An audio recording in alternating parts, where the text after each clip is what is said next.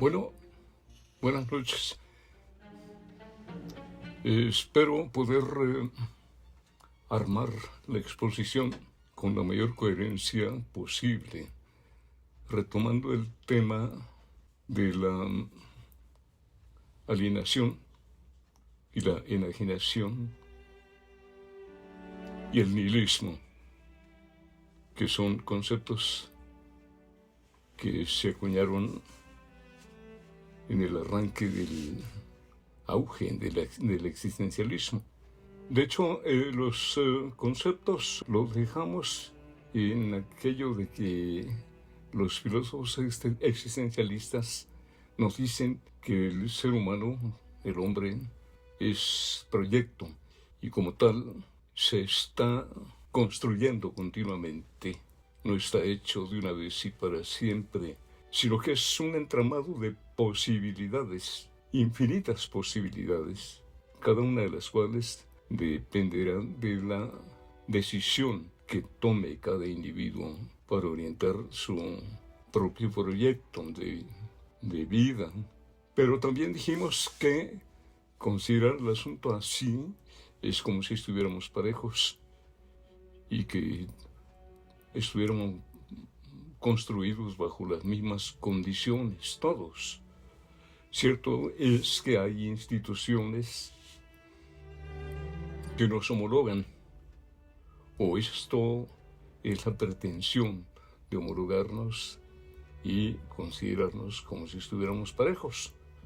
Y así tenemos instituciones religiosas y también universidades públicas y privadas, cada una de las cuales tiene planes para la formación profesional de las personas y se pretende o se presume que quien está adscrito a estas instituciones adquiere una línea homogénea de proyección.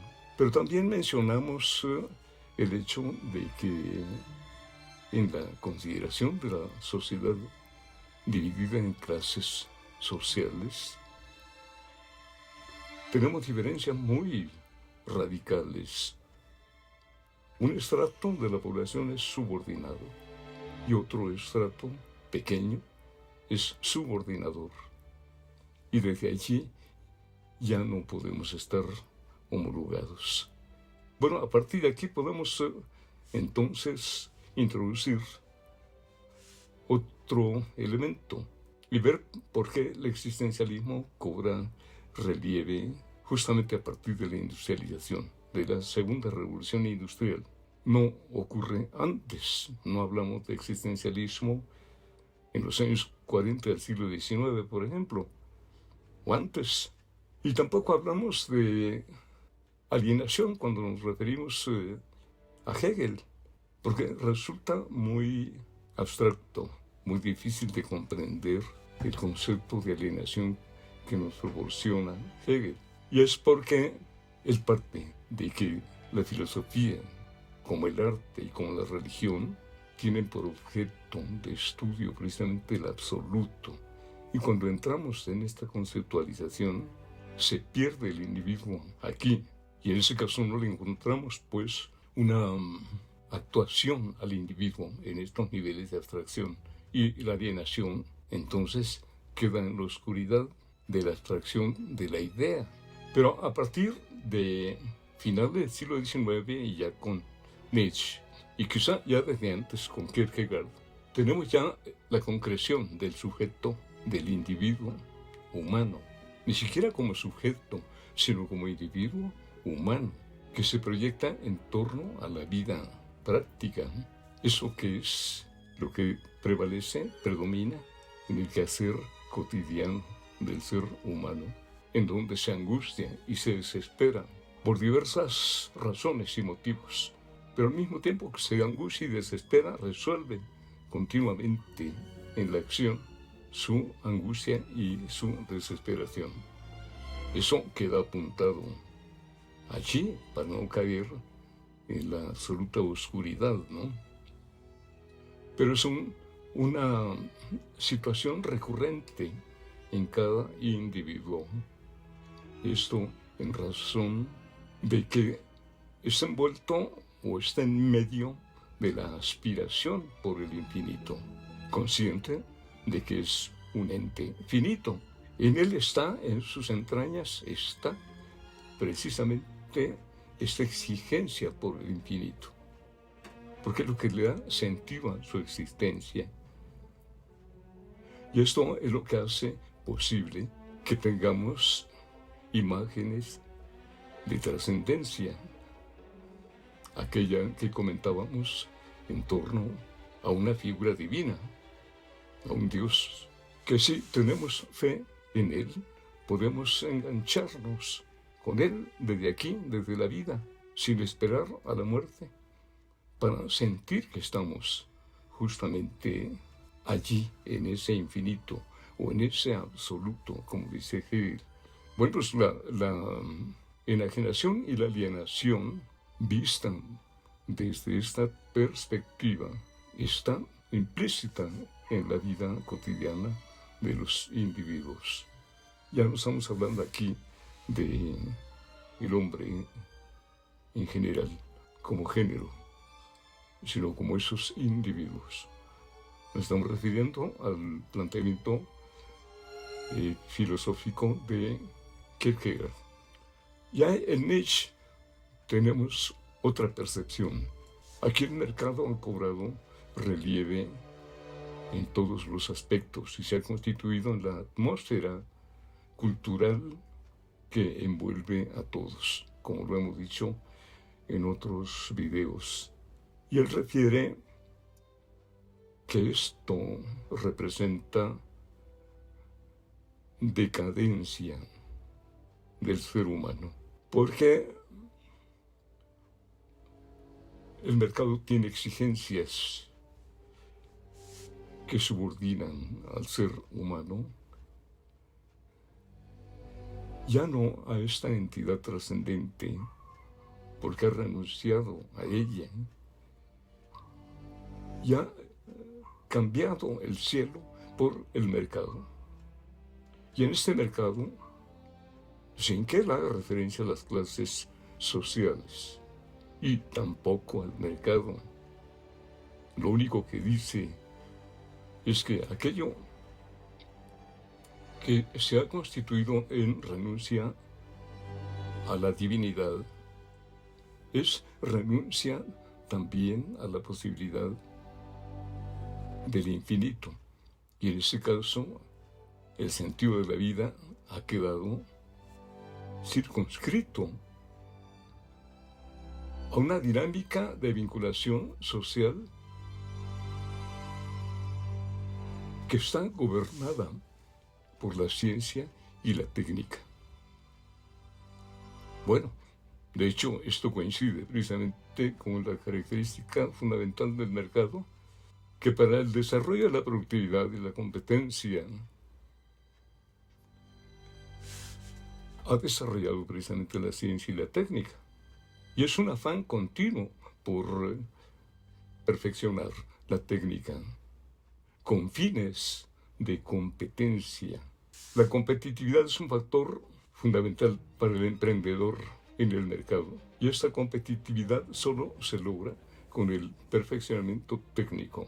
Bueno, pues esto Nietzsche lo considera nocivo para el ser humano, y dice que por esto viene a parar al nihilismo. En el fondo, lo que quiere decir es que esa desconexión respecto al infinito y esa finitud en que ahora se sabe la conciencia del individuo le hace precisamente sentirse en la desdicha.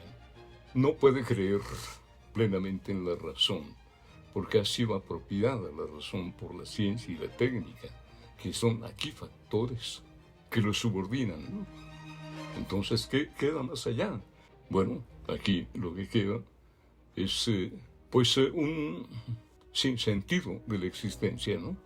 Ahora, no toda la sociedad está consciente de esto. El desarrollo de la industria no solamente implica la subordinación de una clase por otra, Ya dijimos que es la subordinación de toda la sociedad por el mercado, pero si hemos de hablar de clases sociales, no podemos pensar solamente en clases bajas y clases altas, como ha sido la clasificación de los mercaderes de la sociedad, sino el mercado mismo ha creado una clasificación burda, tosca, de clases altas, clases medias y clases bajas. Clases altas porque son los de los ingresos, los que tienen ingresos más altos. Clases medias porque tienen ingresos intermedios y clases bajas porque tienen los ingresos más bajos. Qué manera más tosca de clasificar al ser humano, ¿no? Como un medio para el mercado, no como un fin del ser humano en sí mismo, sino como esa masa de consumidores, unos con ingresos altos, otros con ingresos medios y otros con ingresos bajos. Y así tenemos que estas clases medias han tenido que recibir instrucción en universidades para ser precisamente la plataforma de apoyo técnico de las llamadas clases altas para hacer todo aquello que no pueden hacer los obreros, pero tampoco pueden hacer ellas como clases altas. ¿Quién lo va a hacer? Las clases medias. Y estas son precisamente la plataforma del desarrollo del pensamiento existencialista. Son las que han recibido instrucción universitaria.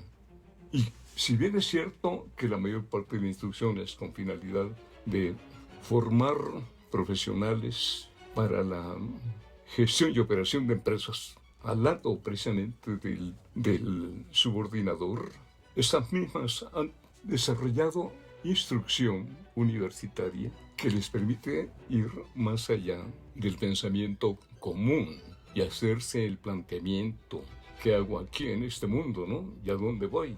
Y esto porque como clases medias nunca pueden ascender como tales clases al nivel alto y luchan denodadamente por no caer a las filas del proletariado. Entonces, en esta atmósfera de lucha y competencia entre los miembros de las clases medias y con la ilustración que han adquirido en las universidades, es posible pensar que toda la filosofía que se ha desarrollado a partir de Nietzsche, aquí pensando en la alienación, en el nihilismo, en la enajenación, sentido de la vida, la pérdida de Dios, etc., los filósofos existencialistas tuvieron lectores y se hicieron famosos como filósofos.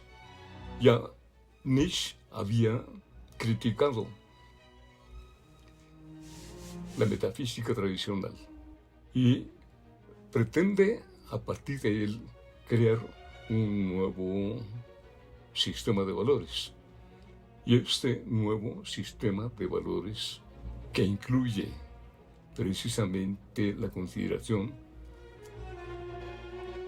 de cómo hacer para salir de la decadencia, para que el ser humano salga de la decadencia, porque no puede tampoco quedar allí, en la pérdida de sentido. ¿Cómo encontrar sentido? Se requiere entonces una nueva escala de valores.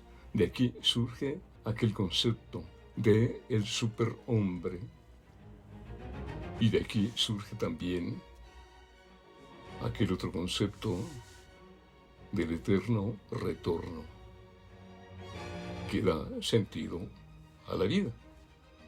Bueno, por ahora esto es todo. Buenas noches, muchas gracias.